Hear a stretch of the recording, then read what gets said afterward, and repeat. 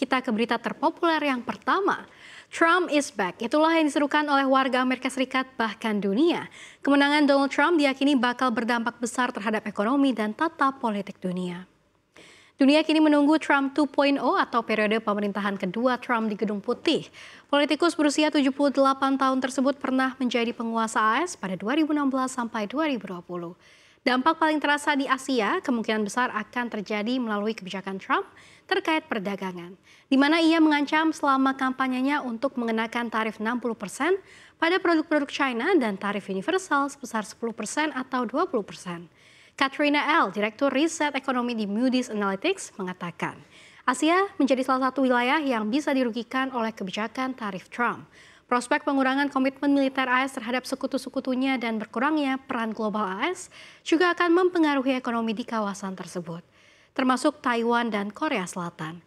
China kemungkinan akan tetap menjadi target utama dari setiap tindakan tarif tambahan, mengingat China masih memiliki surplus perdagangan terbesar terhadap AS di negara mitra dagang AS.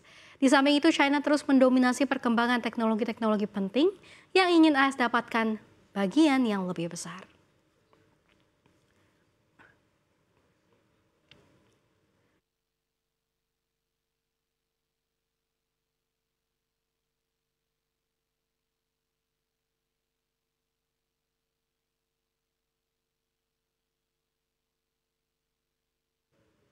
Ya, kita ke berita selanjutnya.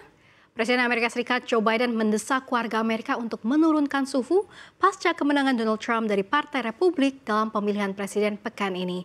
Ia juga berusaha menghibur sesama Demokrat yang khawatir dengan kemenangan Trump. Biden mengatakan pemilihan umum pada Selasa telah membuktikan integritas sistem pemilihan umum AS dan menjanjikan transfer kekuasaan yang tertib. Ini menjadi teguran tersirat terhadap Trump yang sempat berusaha membatalkan kekalahannya tahun 2020 terhadap Biden dan mengajukan klaim penipuan yang tidak berdasar selama kampanye tahun ini. Biden mengundang Trump untuk datang bertemu di Gedung Putih dan tim kampanye Trump mengatakan presiden terpilih itu akan datang. Dalam beberapa minggu ke depan, Trump akan memilih personel untuk bertugas di kepemimpinannya. Beberapa Demokrat menyalahkan Biden atas kekalahan Harris. Mereka mengatakan bahwa ia seharusnya tidak mencalonkan diri kembali. Biden baru saja membatalkan tawaran pemilihannya kembali pada Juli setelah debatnya yang gagal dengan Trump menimbulkan kekhawatiran tentang kesehatan mentalnya. Di sisi lain, Harris juga berusaha untuk menghibur para pendukungnya. Seperti Biden, dia berjanji untuk membantu transisi Trump sebelum pelantikannya pada 20 Januari, tetapi mendesak Demokrat untuk terus memperjuangkan apa yang mereka yakini.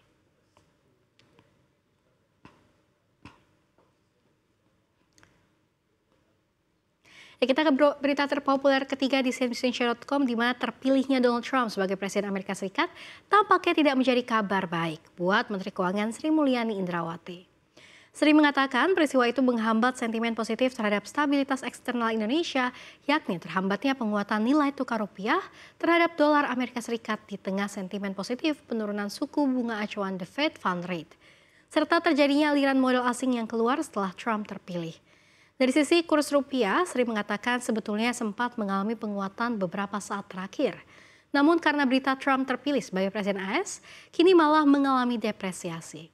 Sementara itu dari sisi aliran modal asing yang keluar, ia katakan terjadi sebesar 4,12 triliun dolar AS di pasar SBN.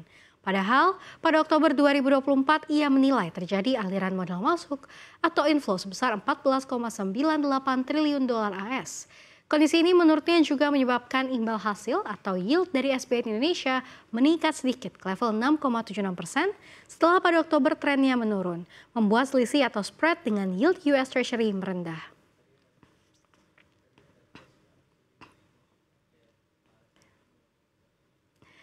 Ya pemirsa, Kementerian Keuangan RI mencatat realisasi subsidi dan kompensasi energi hingga Oktober 2024 ini tembus mencapai 327 triliun rupiah.